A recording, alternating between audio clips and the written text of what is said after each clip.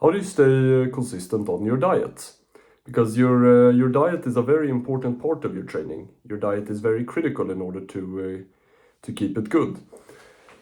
It's the reason why is because the micro and macronutrients that you get from the food is very essential with the training and being able to build the muscle on. And that's why it's very important to keep a good diet. It's a good way to do it.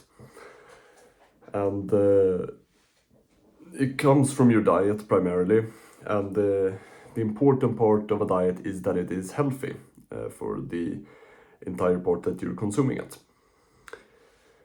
But now the big question is, what happens if I eat something unhealthy when maybe training? If I by accident maybe ate something unhealthy or something like that.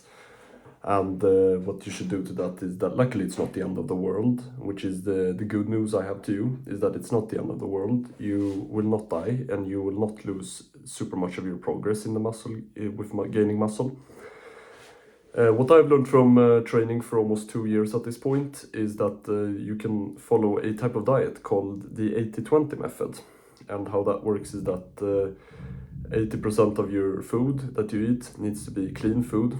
It should be normal, unprocessed and whole foods. And that means that if 20% of the food is unhealthy, it does not really matter that much because you won't lose that much of your progress.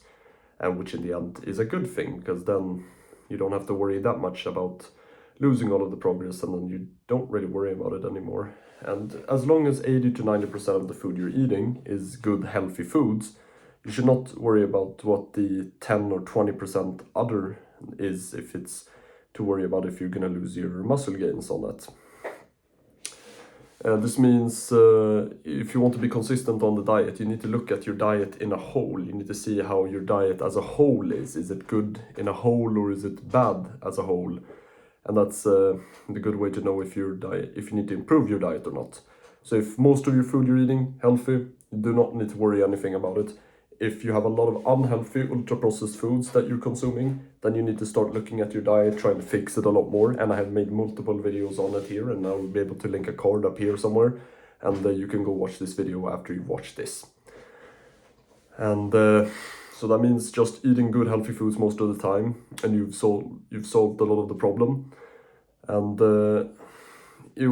if you're constantly eating bad food, you will have it harder to maintain the physique. And you'll have it a lot harder to build muscle as well on that. So that's why I recommend anyone who's trying to go on a bulk or something, just keep a clean bulk, lean bulk. Do not eat unhealthy, ultra-processed foods. Just try to eat healthy and clean, and most of the problems will be solved with that part of the building muscle, except of the consistency. Because in the end, the most important thing with your diet is the consistency of all of it.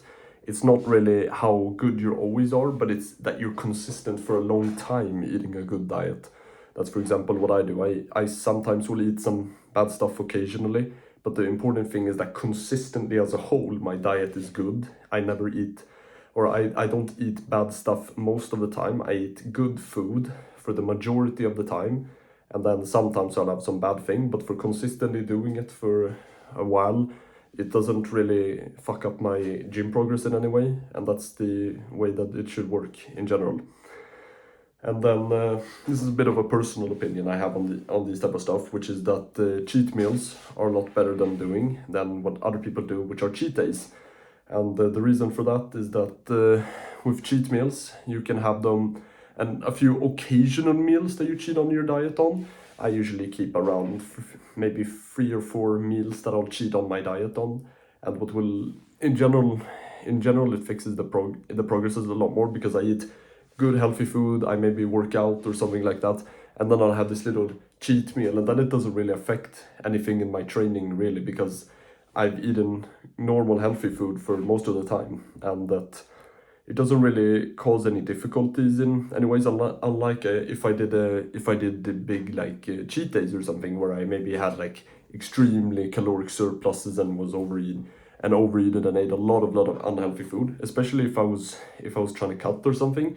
I would lose a lot of that progress, and eventually if you have big cheat days, you could lose a lot. You could sometimes lose a bit of muscle progress as well, even though that you gain on a bulk, but you might start eating excessive amounts of bad food if you had an entire cheat day.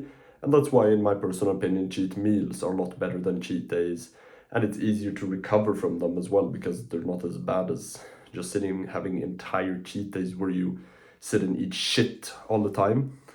And that's why I prefer cheat meals in general over cheat days. I hope that you find this video very informative. If you would like to see more of this future content, I would recommend that you subscribe to the channel.